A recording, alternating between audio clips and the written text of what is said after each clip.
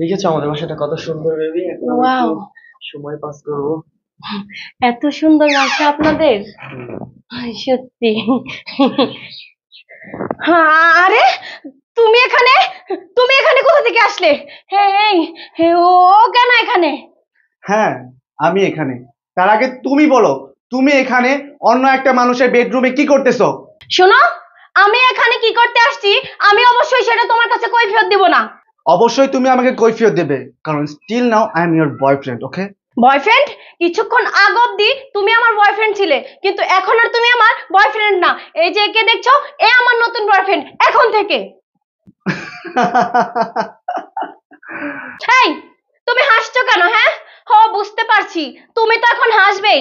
মাত্র ব্রেকআপ করেছি না, সেই জন্য ওর মাথায় সমস্যা হয়ে গেছে।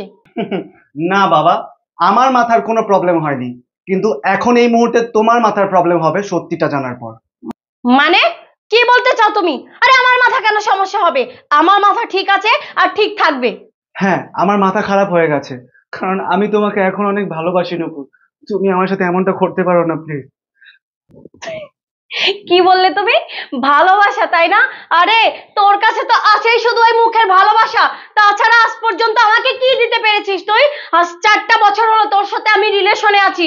না পেরেছিস কোনো একটা দামি রেস্টুরেন্টে আমাকে একবেলা খাওয়াতে, না পেরেছিস ভালো একটা ইচ্ছে পূরণ করতে, আর তা তো পারিসনি। আর এই যে দেখছিস একে, আরে ওর সাথে তো আমার কয়েক ঘন্টার পরিচয়। কয়েক ঘন্টাতে